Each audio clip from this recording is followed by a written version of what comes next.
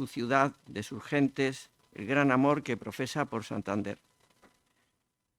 Lo ha demostrado durante estos años que ha ejercido de periodista en el diario Montañés. Juan Carlos, eres un autor que destacas en Ediciones Tantín con 9 publicaciones y quiero aprovechar esta oportunidad para decir que hay muchas personas entre las que me encuentro que consideramos que tú eres un excelente candidato para cubrir el puesto de cronista oficial de Santander.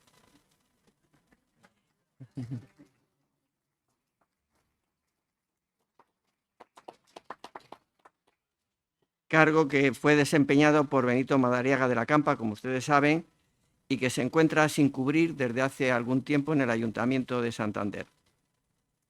Ha sido una gran suerte poder contar contigo entre nuestros autores destacados. Gracias por confiar en Ediciones Tantín. Pero esto no va a ser el último libro que publiques con Ediciones Tantín, porque ya sabemos que estás preparando otro. Dobles felicitaciones en este día tan señalado para ti y mis mejores deseos para el libro Santander Años 20 que presentamos ahora. Seguro que tendrá una gran acogida de lectores, como así ha sucedido con los anteriores títulos. Muchas gracias a todas las personas que asisten a esta presentación, al Ateneo también, y decir que al finalizar el acto el autor firmará ejemplares. Gracias.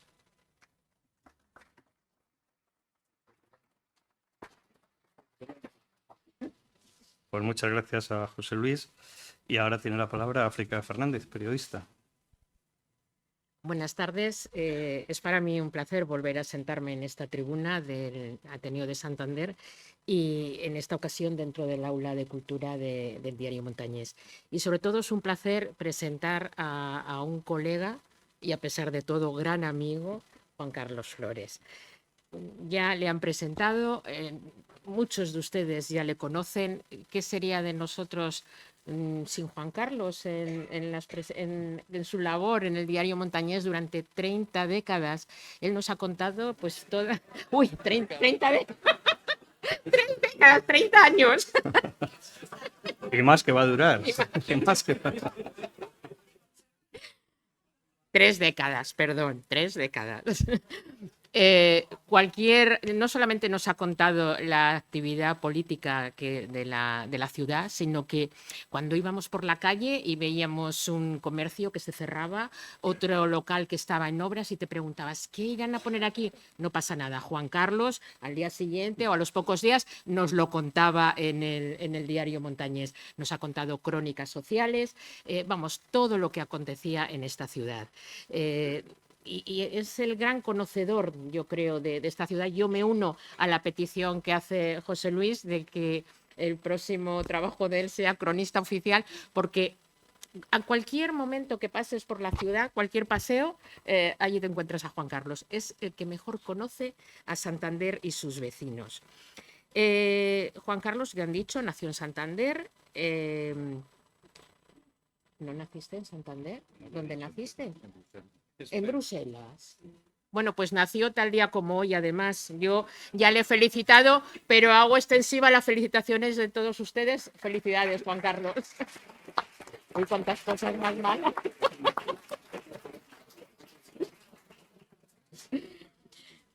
Y quiero aprovechar también esta ocasión para felicitar al editor, a José Luis Fernández, que lleva 40 años dirigiendo la editorial Tantín. Ha publicado más de 800 libros y para mí yo calificaría esa actividad como heroica.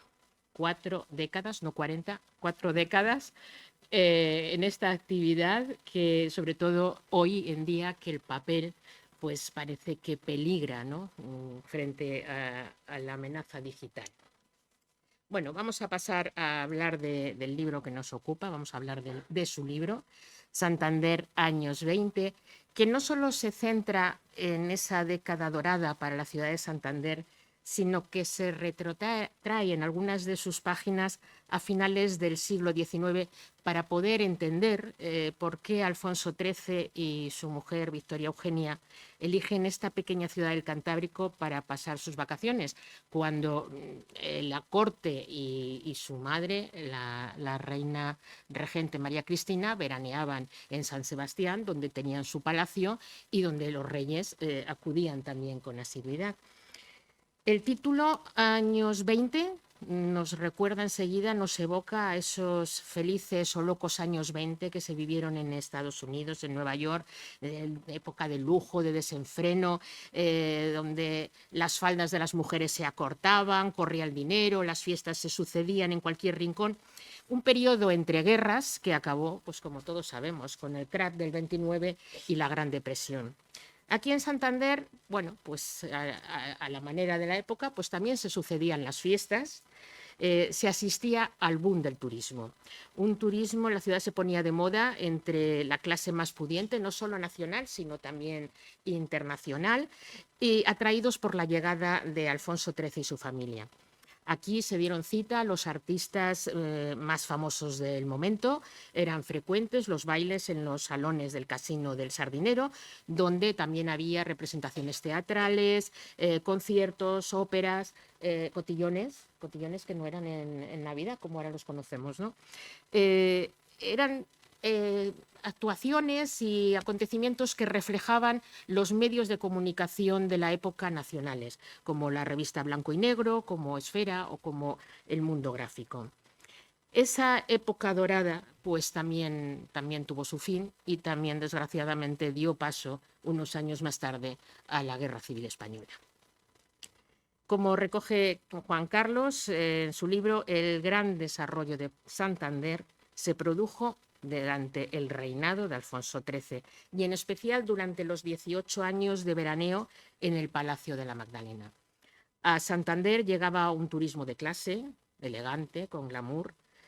Con la llegada de la familia real se asienta también la corte y dignatarios de otros países, como Rainiero de Mónaco, no el padre del actual Alberto, sino el abuelo, pues visitan al monarca, que suponían acontecimientos también para la ciudad.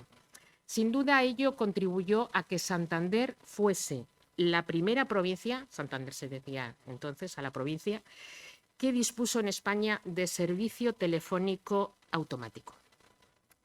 Durante la Primera Guerra Mundial, y gracias a que España declaró su neutralidad, muchas familias acomodadas de Europa y aristócratas eligen Santander como refugio, atraídos por la presencia real, pero también por la belleza y el clima de la ciudad. Santander, y especialmente el Sardinero, ve levantar sus edificios más emblemáticos, algunos ya tristemente desaparecidos, como el Teatro Pereda. El pueblo de Santander, por suscripción popular, construye y regala al rey el Palacio de la Magdalena, obra de los arquitectos Javier González de Riancho y Gonzalo Bringas, y también el Hotel Real, un hotel de lujo para hospedar a la aristocracia y la alta burguesía de la época. En las páginas de Santander, años 20, podemos consultar curiosidades como los listados de los contribuyentes a la obra del Palacio de la Magdalena, o lo que se invirtió en equipar el Hotel Real. Es tan minuciosa la lista que nos cuenta aquí Juan Carlos, que podemos saber, por ejemplo, lo que costaron los cubiertos del Hotel Real, los aleros o los ceniceros. Allí todo esto está en el libro y lo pueden consultar. Entre los más generosos que aportaron sus dineros a la construcción del Palacio de la Magdalena se encontraba el marqués de Santo Mauro, que puso 5.000 pesetas, o Emilio Botín López, bisabuelo de la actual presidenta del Banco Santander, Ana Botín, que puso 1.000 pesetas. Nada comparado con lo que puso el marqués de Valdeciña, que fue el más generoso sin duda, con 110.000 pesetas. La mayoría de los contribuyentes pues ponían 5 o 20 pesetas. Pero bueno, cantidades llamativas en cualquier caso, como lo fueron también sin duda las aportaciones para levantar el Hotel Real, en donde el propio rey puso 50.000 pesetas. hasta la Asociación de la Prensa, que veo por aquí a nuestra presidenta, también aportó 5.000 pesetas. Me van a dejar que diga algo de nuestra profesión, porque aquí en Santander se constituyó precisamente la Federación de Asociaciones de la Prensa de España bajo la presidencia de Alfonso XIII. En esta época la vida social y cultural no podría entenderse sin el Casino del Sardinero, que se inauguró en 1916 y que luego yo creo que Juan Carlos nos contará que este en realidad fue el tercer casino que se construye en Santander. También de esa época son la Hípica, el edificio de Correos, el Banco de España, los Jardines de Pereda, el Ateneo de Santander y la Biblioteca Municipal, que fue inaugurada por los Reyes y con la asistencia también del presidente del gobierno de aquel momento, Antonio Maura. Estos son algunos ejemplos del desarrollo urbanístico de una ciudad que a principios del siglo XX apenas tenía 50.000 habitantes, dedicados principalmente al comercio y a una incipiente industria. El 1 de septiembre de 1930, la familia real se despide de Santander sin intuir que no regresaría jamás. 226 días, como nos precisa Juan Carlos, saldrían de España camino del exilio. La reina a Suiza, el rey a Roma. El lector puede conocer a través de estas páginas cómo era el Santander de esos años por la gran profusión de imágenes que aparecen, en las que podemos ver pues, las obras de construcción del Palacio de la Magdalena, cómo eran las estancias y los muebles que decoraban la residencia real, cómo se levantó el casino, el Hotel Real, cómo era la playa del Sardinero, donde se construían ya las casetas con la caseta real para los baños de ola tan recomendados en la época por los médicos. Hay imágenes de los reyes y sus hijos en la playa o de la reina pues, de compras por algunos comercios de la ciudad. Y yo ahora, Juan Carlos, que nos encontramos en otros años 20, parece que el turismo en Santander empieza a vivir otra época dorada. ¿Qué similitudes encuentras tú entre aquellos 20 y estos? Buenas tardes. Ninguna similitud. Estaba viendo la cara de los asistentes. Ninguna similitud. Ninguna. Aquello era un turismo que iba detrás de los reyes. Era un turismo pues, de gran clase, de burgueses, de aristócratas, de nobles, de familias reales. Era otro turismo. Si recuerdan aquello de las golondrinas, ¿cómo era? Volverán las oscuras golondrinas a tu balcón sus nidos a colgar. Pero aquellos tiempos no volverán. Es otra cosa. Bueno, voy a empezar por los agradecimientos, a ver si consigo que no se me olvide nadie. Primero, al Ateneo de Santander por acogernos aquí hoy y darnos todo tipo de facilidades, como siempre. Al Ayuntamiento de Santander, que ha patrocinado la edición. A Edición Estantín, que una vez más se la juega sin saber si va a ganar y si va a perder. Esperemos que no haya pérdidas. A África Fernández por la presentación y su importante compañía hoy aquí. Al Centro de Documentación de la Imagen de Santander por las fotografías, a coleccionistas privados por la cesión del material, a Javier Menéndez Llamazares por la presentación. Al Diario Montañés por su apoyo, como siempre incondicional, por abrirme sus archivos y respaldarnos hoy en esta presentación. Y claro, a todos ustedes que a pesar de esta tarde horrible, pues han salido de casa para venir aquí a pasar un rato. Voy a empezar, antes de mi libro, voy a hablar de los libros, que ellos han citado la importancia de los libros. Hace poco, Manuel Ángel Castañeda, presidente del Ateneo, hoy no puede estar aquí porque tiene otros compromisos, fuera de Santander, publicó una cosa interesantísima en el Diario Montañés, que dice: los libros tienen la virtud de ser multiusos, como las navajas suizas. Esa versatilidad es una bendición porque las editoriales, que además de realizar una tarea imprescindible en la difusión cultural, son empresas que precisan generar beneficios con los que sobrevivir, poder arriesgar con nuevas firmas y de esa manera permitir la aparición de talentos literarios. No es mi caso. El libro, dice Castañeda, que esto es súper acertado, es el mejor amigo del hombre y de la mujer. La resistencia que demuestra el formato clásico de edición en papel es una prueba de la importancia de las publicaciones y al mismo tiempo un reto para la continuidad de un objeto cultural de primer orden. En estos momentos en que cada vez se venden menos libros porque la gente prefiere el formato digital, pues es un gustazo que alguien apueste por los autores para poder editar en papel. Lo que queda en papel pasa a las bibliotecas y siempre sirve para consultar, en las públicas o en las privadas. Bueno, ¿qué he pretendido con este libro? Pues dar a conocer cómo era aquel Santander entre 1912 y 1913. Un poco antes de 1912, también hablo de Baños de Ola, pero sobre todo de esa época. Y además, he hecho este libro por una cosa que muchos de ustedes igual no han caído. Se cumplen 110 años del primer veraneo real, en 1913. Ese veraneo real que nos trajo grandes beneficios a Santander y a Cantabria, entonces, como ha dicho también África, Santander, la región de Santander o la montaña. Y el libro recoge pues, la presencia de los reyes, Victoria Eugenia, Alfonso XIII y sus familias, pasando el verano en el Palacio de la Magdalena. Regalo, como se ha dicho, de Santander al rey. No al rey Alfonso XIII, sino a don Alfonso de Borbón. Por eso pasó en herencia a sus hijos, a don Juan.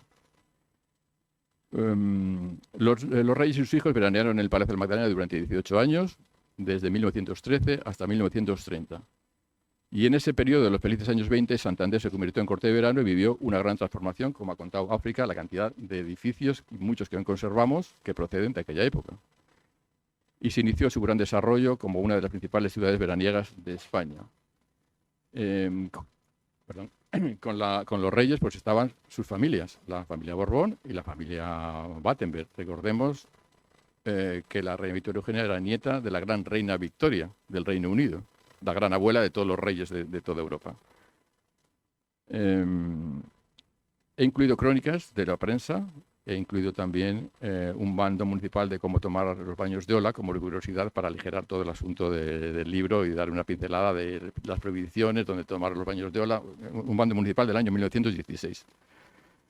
Intento dar una visión global de cómo era aquel Santander, de gran clase de los años 20, con especial dedicación a la Palacio de la Magdalena, con fotografías originales de la familia de Javier González de Riancho, uno de los arquitectos.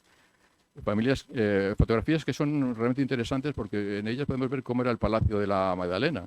Las estancias eran casi todas iguales, los muebles de las habitaciones privadas eran muy sencillos y no había grandes decoraciones más allá de los grandes cuadros y el busto de la reina y alguna cosa más. Todos los cortinajes que hoy vemos no están en la época, se ven en las fotografías. Y en el Hotel Real lo mismo. Eran unas habitaciones pues bastante sencillas para ser un hotel, un palace hotelero, con visillos y no con cortinones como ahora. Bueno, todo eso está en el libro y lo pueden ver.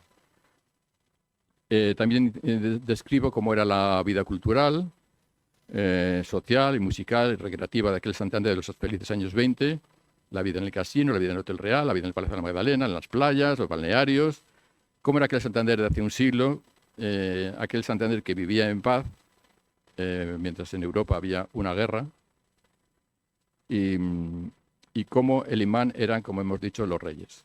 Tras ellos venía todo el mundo. Actuaban los principales actores, actrices, músicos, Catalina Bárcena, Simón Raso, La Fornarina, Margarita Xirgu, Raquel Meyer. Bueno, hay muchas anécdotas en el libro, se puede comprobar todo ello, viendo las fotografías, viendo el texto. Quisiera ahora pararme en qué estaba pasando en España y en Europa en aquel momento. 1912, le entregan a los reyes las llaves de la Magdalena. Y en abril, meses antes, se había hundido el Titanic. Nos coge todo muy lejos, pero pues acaba de pasar en el mundo. 2.524 personas a bordo, murieron 1.518.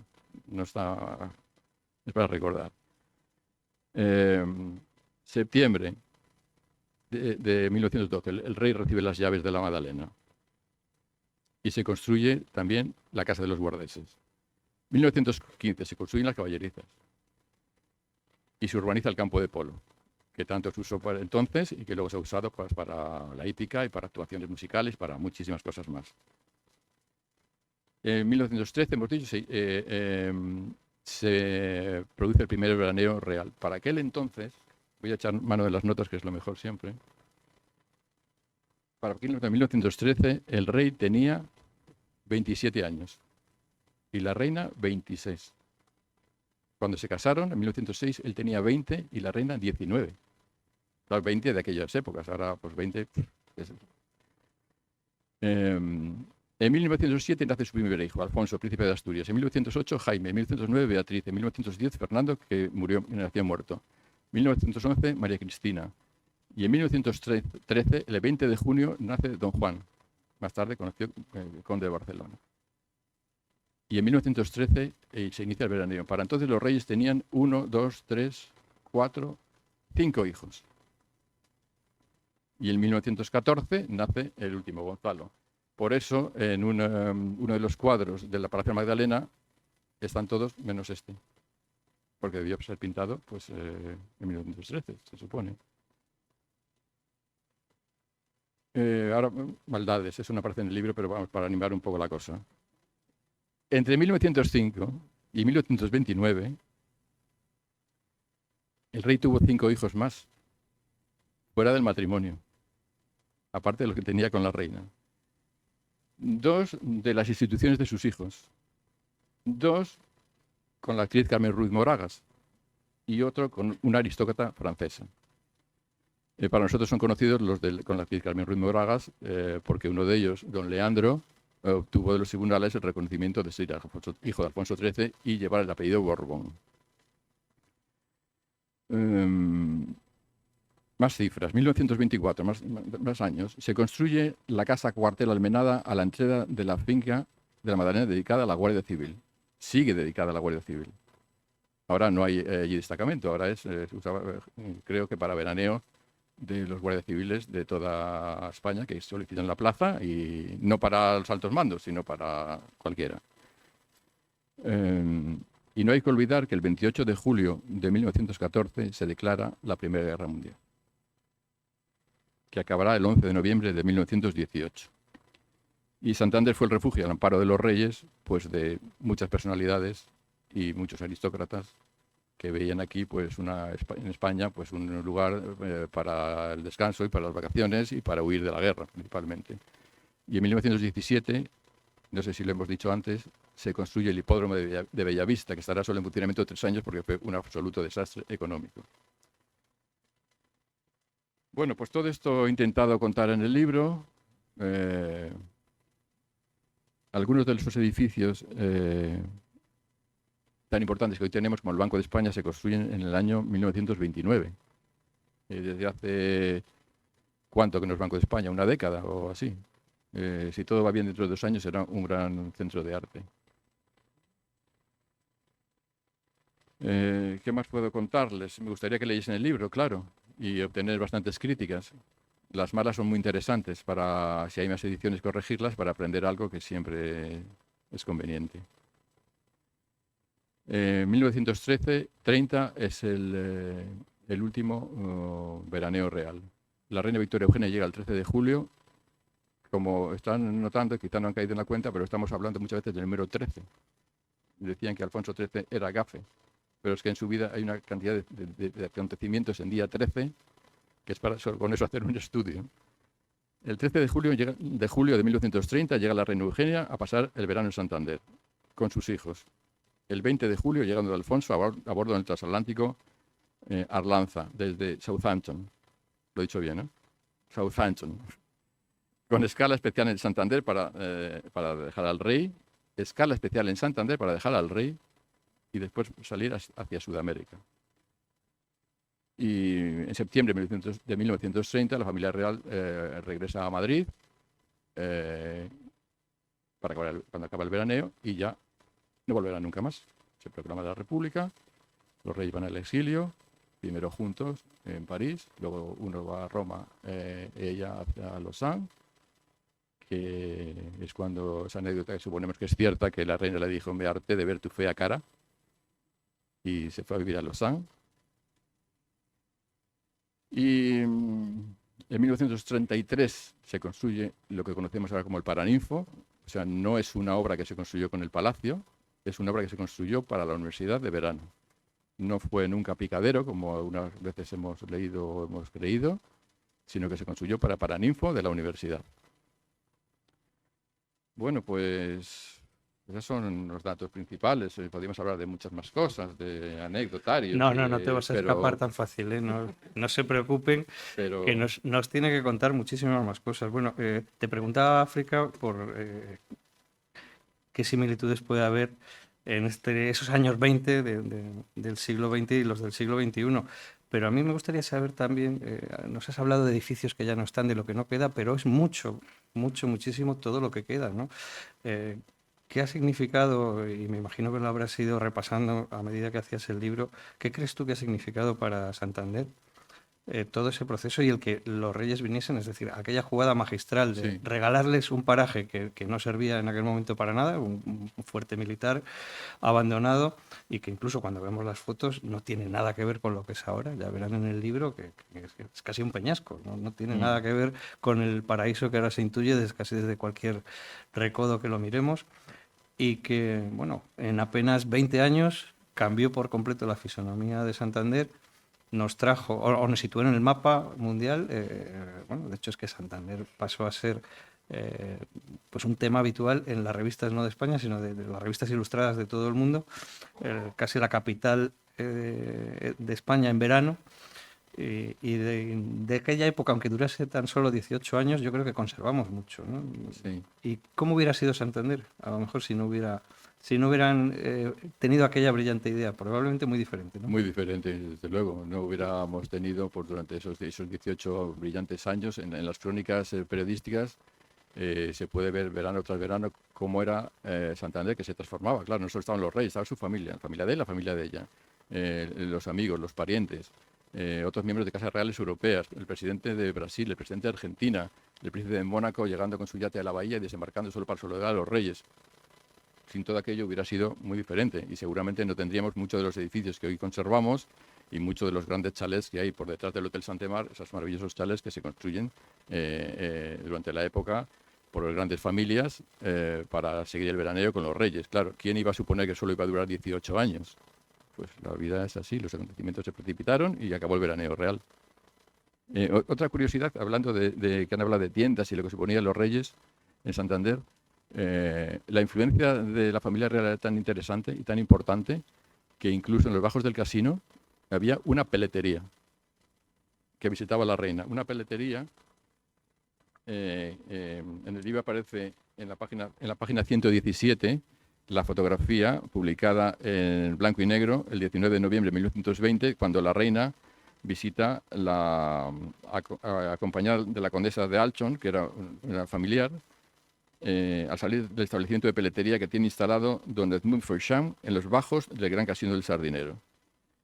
Dice el texto de la revista: este célebre peletero ha tenido el honor de ser recibido en el Palacio de la Magdalena, para enseñar a la augusta dama los modelos para la próxima estación de invierno, obteniendo un gran éxito y siendo muy elogiado en su trabajo por la familia real y por las demás damas de la corte allí presentes. Cuando sale del palacio el peletero, le entrevistan y él manifiesta que estaba muy emocionado no tan solo por las ventas que había efectuado, cosa muy importante, sino por los muchos honores que le había dispensado los soberanos. Posteriormente la reina, y esta es la foto que aparece en la revista y se ve en el libro, la reina con la condesa de Alton visita la espléndida y elegantísima instalación que en los bajos del Gran Casino del Sardinero tiene hecho Feucham, y al salir de ello tuvimos la instantánea que acompaña la foto. O sea, eso da idea de la importancia de veraneo de la familia real, las tiendas, el comercio y todo lo que se movía alrededor. Las grandes fiestas en el casino, las grandes fiestas en el teatro, en el Hotel Real, las actuaciones en el Teatro del Casino y en el Teatro Pereda. Como decía Javier, sin la presencia de los reyes, Santander hubiera sido muy, muy, muy diferente. Sí, hablas del Casino de Santander, yo lo hacía referencia al principio, durante la presentación. Santander, yo lo desconocía, bueno, yo tampoco soy de aquí, con lo cual hay muchas cosas que el libro me ha descubierto. El casino se construye sobre unos terrenos que eran propiedad de Juan Pombo, y aquí nos cuentas que hubo 3 edificios, 3 casinos que se construyen en diferentes épocas. Sí, ¿Por qué esto? Y bueno, y un poco también saber que el casino, que era en aquel momento el centro de atracción cultural y social de la ciudad, si hoy en día podría recuperarse eso. sí, a todos. Se construyen 3 casinos. El que conocemos es el tercero, que se levanta en 1916, porque con aquel verano de gran clase, pues los inversores vieron que era necesario tener un establecimiento también de gran lujo. Hubo 2 anteriores antes de la presencia del veraneo real, como casino de actividades, porque claro, el Sardinero ya era un lugar de mucha atracción turística en verano. Y hubo 2 casinos mucho más modestos, claro. Este se construye y se inaugura en 1916. ¿Podría el casino recuperar aquel esplendor que tuvo? Pues sí, aquí hay personas que han trabajado 40 años o 40 décadas en el casino y que saben muy bien lo que fue cuando se inauguró el casino en 1978, cuando se volvió el juego a España. El casino ha pasado por diversas épocas, como todos saben, en el teatro, claro, cuando los reyes se van, pues muere el gran veraneo, tal, luego llega la guerra, y luego llega el incendio. El casino pierde mucha influencia, pero siempre siguieron haciéndose fiestas, presentaciones, conciertos, años después cine en el teatro, y siempre ha sido muchas actividades. Cuando el juego estaba prohibido había presentaciones de todo tipo, e incluso certámenes de cocina, que eso eran curiosos, pero bueno, había que ir a los salones, y luego banquetes y bodas y de todo. Recuperar hoy aquella actividad, pues bueno, pues sería difícil, la verdad. Primero porque son otros tiempos y el juego pues también ha decaído mucho. Los impuestos para los casinos son grandísimos y habría que hacer una gran labor de promoción para celebrar fiestas y cosas. Se intenta, pero no es fácil. Como dicen en Sudamérica, Federico, no es fácil.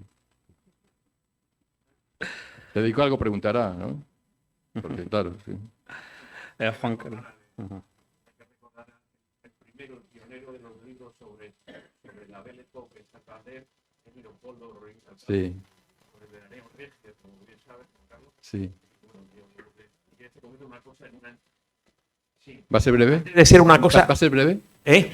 ¿Va a ser breve? Sí, muy breve. No, Sí, recordar... Federico Lutendo Pombo, que te es de prometo la gran saga que me echen, Pombo, te tiene prometo que unas historias rapidísimo. impresionantes. No, un poco decir África. Hay un personaje que viene, que tiene una anécdota divertidísimo. Es uno de los grandes presidentes argentinos, que lo has citado. Sí.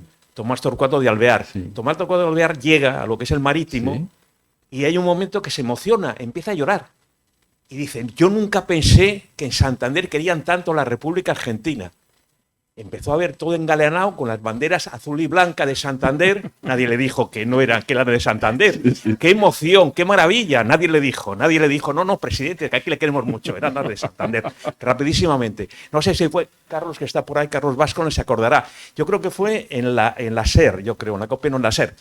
A Leopoldo, ya sabéis cómo era Leopoldo Rodríguez Alcalde, yo le pregunto una pregunta que te voy a hacer a ti rapidísima. Le pregunto, se pone nervioso y colorado y nos tira el micrófono y el agua y tal, ya sabes cómo era de nervioso. Yo le pregunto la pregunta que te voy a hacer a ti. África lo ha situado muy bien toda la época, después el crack monetario, la guerra mundial, la primera guerra, etcétera, etcétera. La pregunta que le hicimos a Leopoldo Rodríguez Alcalde. Juan Carlos, ¿a ti te hubiera gustado vivir en esa época? Porque es que cuando escribes tienes una especie de fascinación por la época que le pasaba a Leopoldo. Leopoldo, y termino, nos dijo una cosa: me encantaría, rotundamente me encantaría, ahora me hubiera gustado ser más gallardo. Es lo que nos dijo Leopoldo. Bueno, nada más, esa es mi pregunta. A ver, esa es la gran pregunta. ¿Nos hubiera gustado vivir en aquella época? Bueno, quizás sí. A mí me hubiera gustado vivir en aquella época siendo rico y marqués.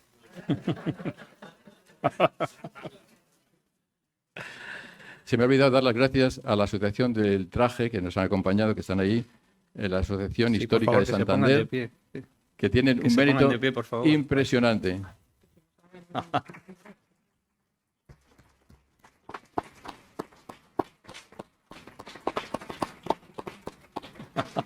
Se han propuesto recordar, gracias a la vestimenta, aquellos años de esplendor de Santander, los años 20 y los años primeros y después, o sea, la presidencia de los reyes, que es lo que nos centra hoy aquí, hasta 1930.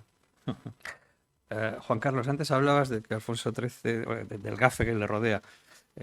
Claro, el 13, aunque él supongo que el 14 le caería mucho peor, sobre todo en abril, ¿no? No le haría tanta gracia. Pero hay algo que mencionas en el libro que ocurre también en 1913 y que continúa. Por un lado, es la inauguración de los campos de sport del Sardinero y después la fundación del Racing. O sea que hay muchas cosas en Santander que suceden en 1913. Es que pasan muchas cosas. En una ocasión, no recuerdo el año, las Fuerzas Vivas santanderinas propusieron hacer un gran monumento a Alfonso XIII, que como saben, pues no se hizo. Tiene un busto en la plaza de Alfonso XIII, pero no salió adelante eso. La Reina Victoria, Eugenia, tiene la gran avenida de la Reina Victoria, Eugenia, que se abrió al tráfico de vehículos en 1914, pero al rey quizá se le debía hacer algo más. No sé. Por lo que supuso no porque seamos más o menos monárquicos, sino por lo que supuso para el desarrollo de Santander. Eso es indudable. Durante esos veranos en Santander, el rey, entre otras cosas, pues concedió numerosos títulos nobiliarios. A día de hoy, ¿qué sabemos de esos títulos? Bueno, voy a leer un párrafo del libro donde hablo de eso y así no me equivoco. Fueron numerosos los títulos de nobleza que concedió el rey Alfonso XIII. El título de conde de San Diego en 1907 a Eugenio Gutiérrez y González de Cueto, con casa en Cabezón de la Sal, que era ginecólogo de la reina Victoria Eugenia, entre otras cosas. El condado de Revilla de Camargo, el 15 de agosto de 1927 a José María de la Cajiga y Arce, el título de Marqués de Valdecilla, en junio de 1917 a Ramón Pelayo de la Torriente, que luego fue elevado a la grandeza de España en 1927. El título de Marquesa de Pelayo el 19 de octubre de 1929 a su sobrina, María Luisa Gómez Pelayo. El condado de las Forjas de Buelna, el 22 de enero de 1919, a Soledad de la Colina y de la Mora. Y el conde de Peña Castillo, en 1918, a Gonzalo de Ceballos. Entre otros títulos de Gonzalo de Ceballos, era también conde de Campogiro. Que nos suena como una risa, ¿no? Pero Campogiro es un lugar y hay un conde de Campogiro. Y un conde de Peña Castillo. Y un conde de las Forjas de Buelna. O sea, es que María Luisa Gómez Mena tenía un palacete impresionante en La Habana, que ahora es el Museo de Artes Decorativas, que les animo a que entren por internet y lo busquen. Y la historia es una absoluta maravilla al estilo francés. Y ahora es el Museo de Artes Decorativas. A la pregunta de África, ¿qué ha sido de estos títulos? Bueno, pues que yo sepa, todos están en vigor, salvo el Marquesado de Valdecilla y Pelayo, que están vacantes porque no ha habido descendientes, aunque han reclamado descendientes Pelayo y Torriente, pero creo que está vacante. Hizo más títulos, no los he recogido todos, pero concedió más títulos y más grandezas de España.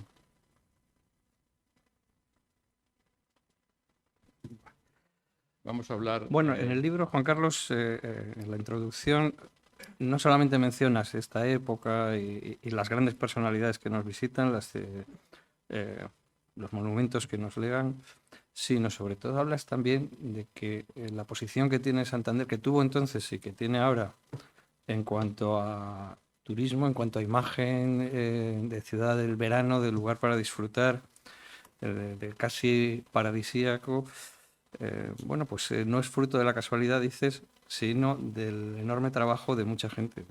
No es fruto de la casualidad. No, es que no. Voy a leer el párrafo entero, porque la memoria es horrible. La actual situación que ocupa Santander en el panorama turístico nacional no es fruto de la casualidad, sino del trabajo constante de miles de personas que han trabajado durante décadas, durante más de un siglo, para conseguir que esta ciudad norteña sea referente internacional en descanso, ocio, diversión y la cultura veraniega. Es indudable. No solo se le debe a los reyes, sino a todas esas personas que trabajan y trabajaron en el turismo, en la arquitectura, en el desarrollo urbano, desde las personas de la oficina de turismo hasta los concejales de cada época. Todos han trabajado y todos trabajamos. La reina Victoria Eugenia dijo, todos estamos obligados a trabajar por el bienestar y el futuro de Santander. Ella, que se encontraba aquí muy cómoda en ese palacio tan pequeño comparado con el Palacio Real de Madrid, claro, que era su casa de verano, su casuca, que ella recordaba en el exilio, en donde pasaban los veraneos, decían que como una familia más, decían los cronistas de la época, bueno, una familia más, pues sí, vivían en el verano y bajaban a la playa, pero como una familia más, pues sí, como una familia real más. Y estaba muy contenta de vivir en el Palacio de la Magdalena porque era pequeño y porque así podía estar cerca de sus hijos, no en el Palacio Real de Madrid, donde cuentan las crónicas que la comida llegaba siempre fría a la mesa del rey, porque estaba lejísimo todo. Y los reyes estaban pues en habitaciones muy distantes de las habitaciones de los reyes, de los infantes. En la Magdalena estaban a 3 metros. Bueno, pues como ven, esto es solo un aperitivo para este libro, que seguramente si no han adquirido ya saben que lo tienen en el puesto que hay en la entrada. Y ahora es vuestro turno. Bueno, se nos ha adelantado Federico, que ha abierto él por su cuenta el turno de preguntas, pero creo que seguramente tendrán muchas cosas que comentar y que preguntar a nuestro Juan Carlos, que estará encantado seguramente de... Íñigo Fernández, por favor. Bueno, lo primero, enhorabuena y a seguir, ¿eh? No hay que parar, hay que seguir sacando cosas. Una pregunta. Habéis hablado de que, bueno, es indudable la influencia que supuso para el desarrollo de la ciudad la presencia de los reyes. Yo creo que también el golf de Pedreña, que es una de las primeras instalaciones de golf, no sé si el segundo o el tercer campo más antiguo de España, también tiene su origen en los veraneos reales. Y creo, supongo que porque se lo he oído decir a Juan Carlos, aunque no estoy seguro, que creo que también el mercado de la Esperanza, porque el pescado se vendía en la calle, tengo entendido, y se construye el mercado de la Esperanza, pues porque había que arreglar un poco también la ciudad de cara a los veraneos de toda esta gente, no lo sé, lo pregunto, pero la pregunta no es esta. La influencia yo creo que la vemos todos. La pregunta es otra. ¿Por qué eligen Santander? Es decir, era conocida la afición del rey Alfonso a la caza, él viene al Palacio de los Duques de Santo Mauro, a Arenas de Iguña, él incluso pasa alguna temporada en Picos de Europa, en un lugar que se llama el Chalet Real, le gustaba la caza y tal. Puede ser una razón. No es el primer rey que viene a veranear a Santander. Amadeo de Saboya estuvo de rey 3 años, lo llegó y pasó 2 veranos en Santander. Galdós cuenta de manera muy bonita en uno de los episodios nacionales, Amadeo se titula, además que le trajeron a veranear a él y a su familia a un palacete de prácticos que había donde hoy está la estación marítima. Acabaron de pintar el edificio el día antes, los metieron a dormir y a pocas más los envenenan y los tuvieron que llevar al Alto de Miranda al día siguiente. Pero bueno, sé que Isabel II también estuvo por aquí, la regata de trineras más antigua de la que hay referencia en Cantabria corresponde a una visita a Isabel II, Amadeo Saboya. Pero ¿por qué viene él? Hay una leyenda que yo creo que se la ha oído a Juan Carlos y me gustaría que hablara sobre ello, acerca de la mala relación personal entre la reina Victoria y la reina madre María Cristina de Habsburgo. Fundamentalmente porque ella no le perdona a la madre, a la nuera, haber traído la hemofilia a la familia real, y además porque ya empieza a desatarse esa rivalidad muy fuerte entre las potencias alineadas en torno a Gran Bretaña y las potencias alineadas en torno a Alemania y el Imperio Austrohúngaro. Una era británica y la otra era alemana. Me gustaría si pudieras hablar un poquito de por qué vienen aquí. Bueno, yo creo que se asientan en Santander porque le regalan el palacio. ¿Por qué piensan regalarle el palacio? Porque en 1902 Alfonso XIII viene con su madre, la reina María Cristina, a Santander en un viaje oficial. Y entonces ya ve la ciudad y le gusta. Posteriormente, ya casado, pasa parte de los veranos en la finca del Marqués de Santo Mauro y Duque de San Carlos, en Los Hornillos. Y les gusta Santander. Recién casado con la reina Victoria Eugenia, vienen de viaje a Santander. A la reina le gusta Santander. Y eso debieron comentarlo con las autoridades y en público para decidir, tenemos que hacer que estas personalidades que la familia real se asienta en Santander porque va a ser el futuro de la ciudad, como así fue. Eso ha pasado también en Mallorca. Decidieron asentar a los reyes Juan Carlos y Sofía y les vino muy bien. También existía la rivalidad entre las reinas. La reina María Cristina veraneaba en la Real Casa de Campo de Miramar, en San Sebastián. Los reyes también estuvieron allí, pero como dicen todo el mundo, en todas las familias, el casado casa quiere. Y la rivalidad en la guerra también fue muy importante. Unos eran británicos, otros eran austriacos. Y la reina Victoria Eugenia era moderna, la reina María Cristina era antigua. La corte de una y la corte de otra eran diferentes. Bueno, decidieron, al menos en verano, estar separados.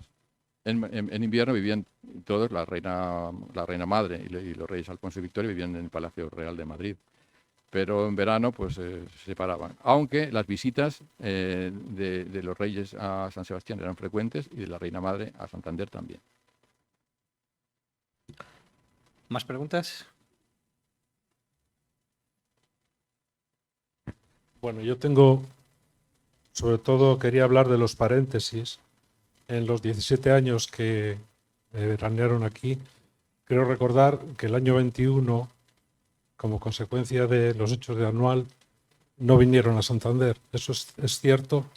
Eso es la primera. Pues es una pena no haber tenido la documentación, pero creo que sí vinieron. El rey estuvo muy pocos días, porque la situación era terrorífica, pero la reina sí.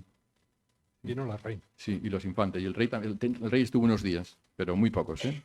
Vale, yo creí que el rey había ido de San Sebastián a Madrid directamente cuando le dieron la noticia. Pero bueno. Y otra pregunta, ¿es un personaje tan importante en Cantabria o en Santander en aquella época como el segundo marqués de Comillas? ¿Tuvo algo que ver en que vinieran aquí estos reyes? Si tuvo algo que ver, no lo sé, pero que todos soltaron dinero para construir la Magdalena, eso es así. Los listados que ha citado África y que parte se reproducen en este libro. En el libro que hice sobre la Magdalena, los listados son más amplios. Todos aportaron dinero, porque si no era imposible construir aquello. Es que el Palacio de la Magdalena costó más de 1 millón de pesetas de hace 110 años. Luego fue el amueblamiento y la decoración y todo lo que conlleva mantener abierto un palacio. El dinero no llegaba y entonces iban pidiendo más dinero a los que podían, a las instituciones y a los nobles.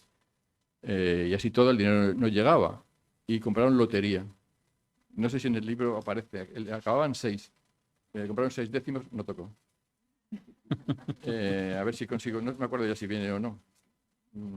Pero fue pues una manera de conseguir un poco más de dinero porque era imposible sacar adelante aquella obra. Luego, cuando el palacio estaba cerrado en invierno, y cuando venían los reyes, pues claro, había que poner aquello todo en orden. Suponía pues un dinero impresionante, porque claro, con los reyes venían la Guardia Real a caballo, venían parte de los sirvientes, otra parte era de Santander, había que limpiar todo aquello, había que reponer todos los cristales que se habían roto en el invierno, que debían ser muchísimos, no había esos cristales ahora semiblindados que aguantan todo, y había que poner todo en orden.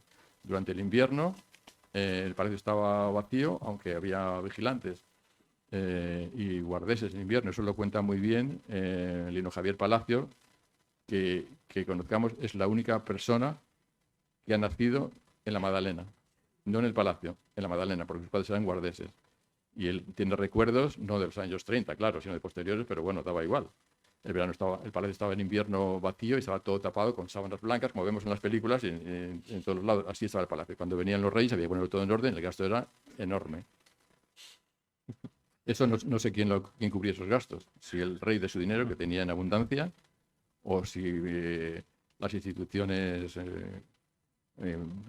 no lo sé. Tenemos una pregunta más. Sí. Sí, bueno, esto de la pregunta que os hacíais de por qué venían a Santander, después de pensar y de saber que estaban yendo a San Sebastián, creo que hay que invertir un poco el orden o ir un poco más atrás, como decíais al principio, hacia el siglo XIX. Santander, en el siglo XIX, tenía una gran querencia por la familia real y la familia real también tenía querencia por Santander. De hecho, hubo un intento anterior en el siglo XIX, en el 1865, hasta 1868, en que Santander ya le regaló a Isabel II Una la finca de Alfonsina, Alfonsina, sí. que iba desde San Martín hasta el Sardinero. Sí. Lo que pasa es que luego, cuando tomó posesión la reina en 1868, la República saltó y se las polió. Sí, sí, sí. Es verdad, Pero sí, había mucho interés Sí. antes. Isabel Por eso. II ya tomaba los baños de ola, haciéndolos famosos, y los baños en los balnearios. Así es. Y claro, ¿qué pensaron los prohombres de la época? Vamos a conseguir que la reina veranee en Santander. La revolución acabó con aquel proyecto en la Alfonsina y la ciudad consiguió sacarlo adelante en la Magdalena. ¿Alguna pregunta más? Voy a aburrirles leyéndoles un poco de un bando de cómo tomar los baños de ola. Esto es del año 1900. En el Ateneo. Ah, pues les animo a que vengan. El 11 de diciembre. Sí, voy a adelantarme a una cosa de él. La familia, los padres de Lino Javier Palacio, colega periodista, veterano periodista, eran guardeses en la Magdalena. Vivían en la casa de los guardeses, que ahora se ha convertido en oficina de turismo. Lino Javier nació allí y toda su infancia y primera juventud es en la península de la Magdalena. Claro, sabe muchísimas cosas, porque él ha jugado en el palacio. Vacío en verano, en invierno había cursos de verano, pero en invierno el palacio estaba vacío y él jugaba allí y recuerda muchas cosas. También me contaron que cuando, esto me lo contó Lola Sainz, que fue nuestra querida y recordada directora de la Magdalena durante muchísimos años, fallecida ayer, hace 2 años, que Lino Javier es el único que sepamos que nació en la casa de los guardeses, pero hubo nacimientos en las caballerizas, cuando acogieron a las personas que perdieron la casa durante el incendio de Santander, y que allí nació algún niño también.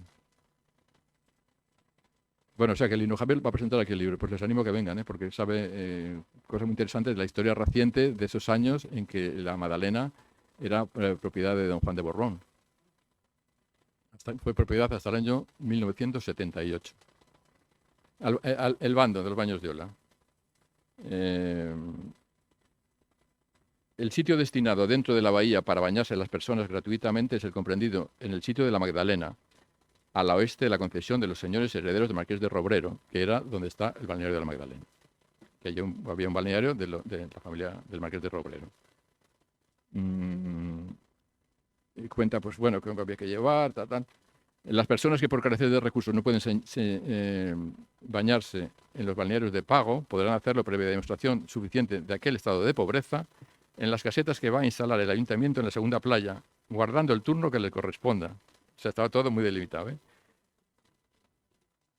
Queda prohibido, por si acaso se le ocurría a alguien, queda prohibido bañarse en estas casetas y en los demás puntos balnearios del servicio público sin el traje de baño conveniente. Por supuesto, señoras a un lado, señores a otro. Ninguna persona podrá bañarse en los parajes señalados para el otro sexo, ni acercarse por mar ni por tierra. La infracción a esta disposición se castiga con una multa de 50 pesetas. Que era dinerito, 50 pesetas. Sí, casi daba para un donativo para la Magdalena. Y sí, para el estaba palacio. separado por cuerdas. Se prohíbe descender a las playas a caballo, ni en coche, ni otros vehículos, excepto cuando necesite hacer uso de estos últimos mediante alguna persona enferma, en cuyo caso se proveerá de la licencia oportuna. Los balnearios estaban obligados a tener las licencias en los balnearios, en los balnearios la tabla de precios para bañarse en agua caliente, en agua fría, en agua salada, en agua con algas, todas esas cosas. Y la contravención de las disposiciones anteriores será castigada con la imposición de multas.